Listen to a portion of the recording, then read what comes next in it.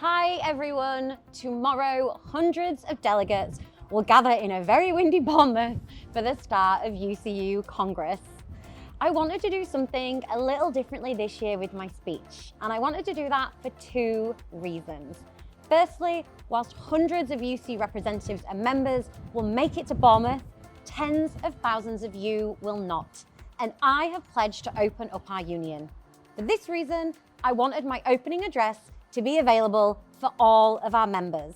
Secondly, conference is incredibly important, and I want to maximize the time available to our delegates to speak and vote on the strategies our union will carry out for the coming year. Congress meets at a pivotal moment. Our universities in crisis. Our colleges denied the respect they deserve. Continuing education cut to the bone. Our prison educators disregarded and de-professionalised. We are 5 weeks out from the general election, and we desperately need systemic change in post-16 education and across society. It has never been clearer, but our political leaders are profoundly unfit for this moment.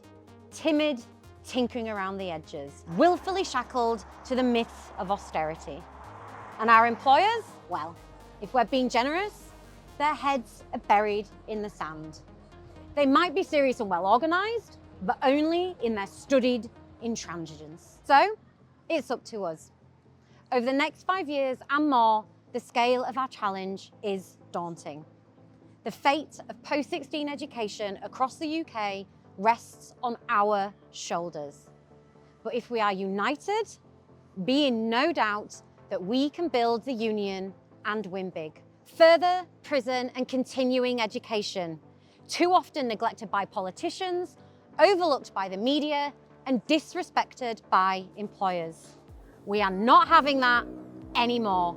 The work of our educators in colleges and prisons is indispensable. It transforms lives. It will be the foundation for transforming Britain, tackling regional inequalities, upskilling, decarbonisation. None of it can happen without our members. We are in a historically strong position in colleges and prisons. We have seen a real resurgence in activism. More members, more reps, and deeper engagement than at any point in the last 12 years. And over the past year in particular, we have undertaken an unprecedented industrial campaign in FE, securing pay deals of up to 10% at more than 60 colleges, 9.5% at South Staffordshire, 10% at Bolton, 10% at Tameside, and at Myerscough College, where our branch has grown sixfold since 2019, a 12.8% pay deal. Absolutely phenomenal. And in Northern Ireland, we achieved a massive victory in a years-long dispute, leaving England as the last part of the UK where we do not have a commitment to parity between school and college teachers' pay. Our New Deal for FE strategy recognises that we still have lots to fight for, acknowledging the scale of the challenge. Meaningful national bargaining, parity of pay everywhere, a solution to the workload crisis by sticking to the plan of building branch by branch and building our strength until we can take on every single employer at once. We can win the industrial and systemic change we need in FE. Our universities are in crisis, a crisis that was predictable and predicted. Whilst Vice-Chancellors nodded along, abetting the destruction of the sector they are meant to safeguard, the union warned from the very beginning that marketisation spelt disaster. Every single aspect of it. Fee-based funding, disaster. Financialisation, disaster. Gig economy employment practices, disaster. Quasi-market competition, disaster. Sham research and teaching metrics, disaster. On and on I could go. We warned that signing over the great public good that is British higher education to market dogma would be catastrophic. And here we are. The funding model is beyond repair. University bosses openly admit jobs and entire departments are at the whim of foreign exchange markets. And yet on they go, with satellite campuses, white elephant buildings, and endless vanity projects. Flashy capital spending first, education second. The result? Jobs and departments across the country at risk. We will be clear and resolute in our demands of a Labour government. This is a systemic crisis, demanding a systemic solution. We need to sweep away the fee-based funding model, replacing it with sustained long-term public funding. Anything less would be a sticking plaster.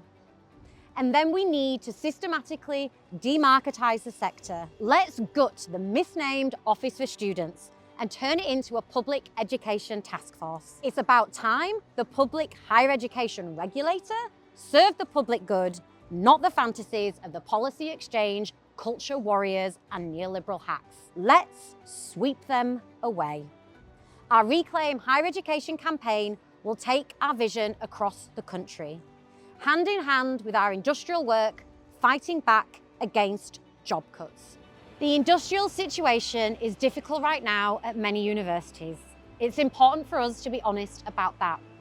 But we are organising steadfastly and fighting hard everywhere. At Aberdeen, Northumbria and UEA, our branches faced down compulsory redundancies. University bosses said the cuts were inevitable. We stood firm, balloted for strike action and won. Organising is strong, hard, slow work. But it gets the goods.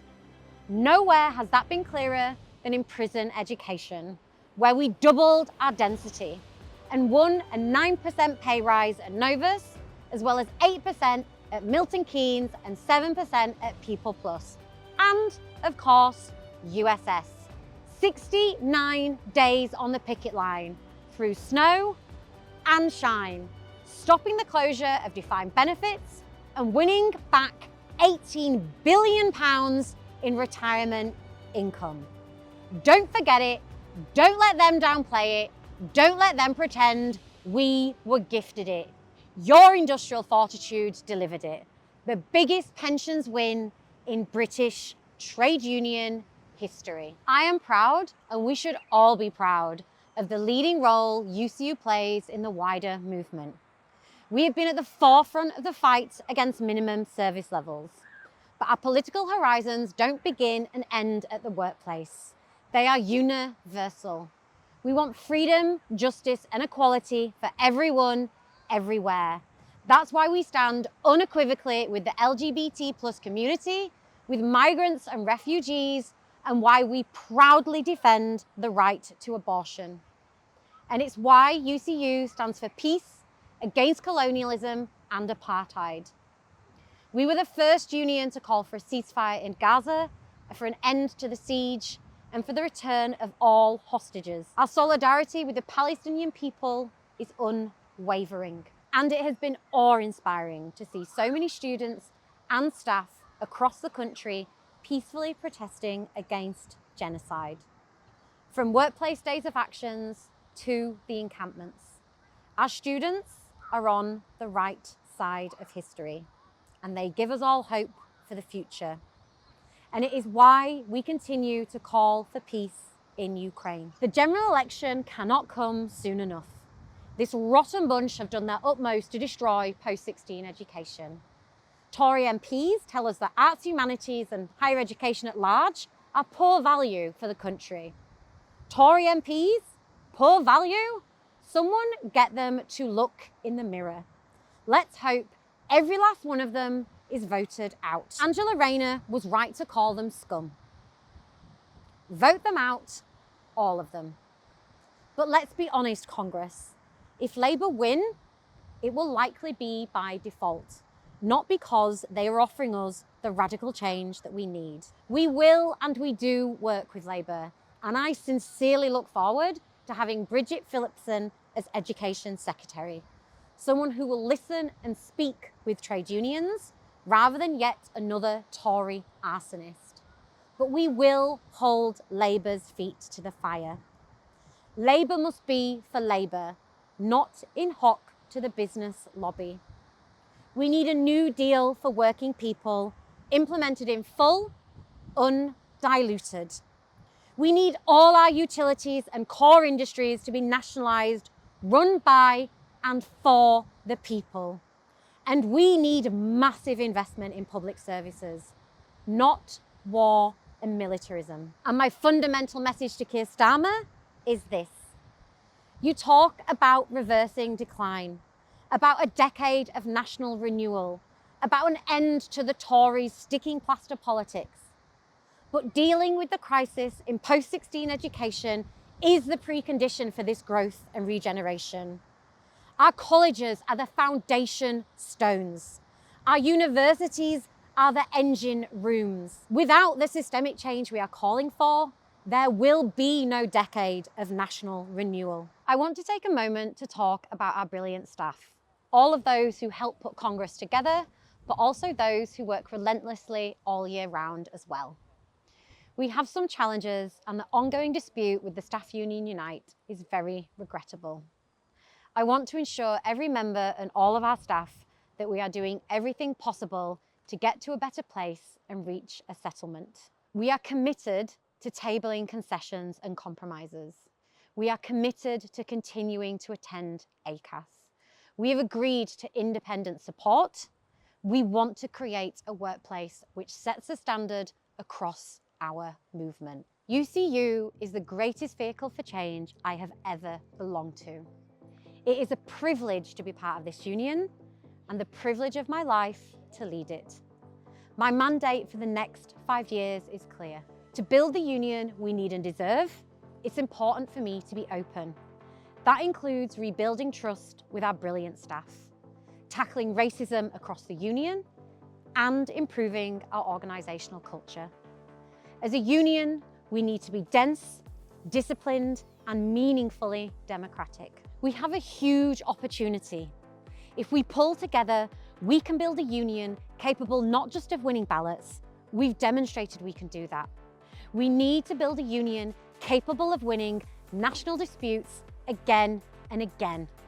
A union that intimidates every single employer and makes them think twice before trying to take us on. It won't happen overnight, and it can only happen if we stop fighting amongst ourselves over tactics, if we unite around a strategy to win. Finally, Congress, my big call is for unity.